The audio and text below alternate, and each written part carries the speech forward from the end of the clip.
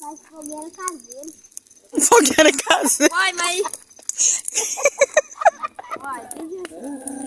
Fogueira caseira. Ai, cheio de espinho. Fogueira caseira.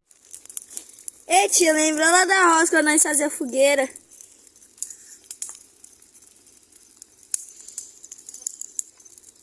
Opa!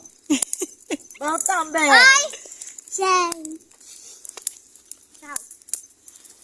Ai, não, pai. Maneira correta de ficar beirando a fogueira.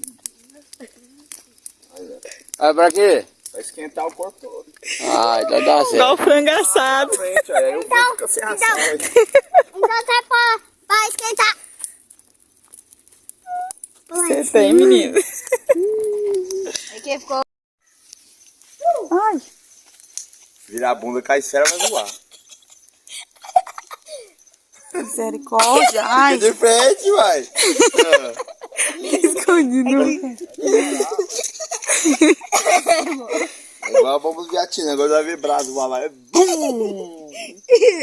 Vai. Vai não. Vai.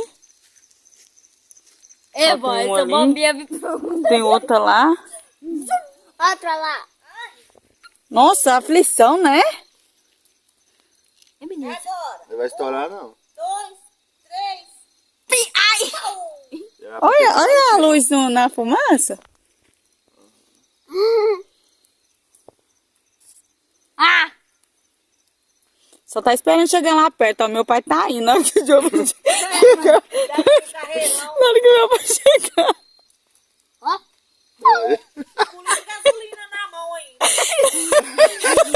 Vai ver pra... Larga aí, você não acerta a gasolina. Ai, ai, meu menino. Aí você vai ver o motoqueiro faltar pro lado da represa. Ele corre com as ideias, fogo atrás. Pula na água, pula na água. Aí já passou pra trás. Ah, ficou pra fora? Apaga o fogo, apaga o fogo. Ô, vô, joga alguma coisa lá perto. Aí ele pular atrás do pátio de novo dentro da represa. Tipo... Para!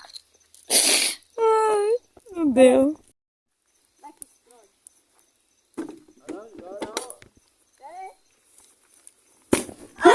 Eu falei! Eu falei! Joga pra trás. Quer?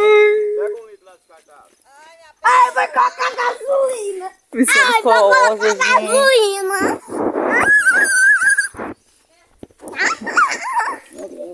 Ai, meus filhos. Fica mais tarde na hora que eles estão só o pipoco dentro do carro. Que é isso? Tem os dois lá fora da tia, gente. O cachorro que vai sumir daqui, hein? Olha lá, olha lá, olha lá. Ixi, misericórdia. Meu Deus do céu. É o gás, sabia?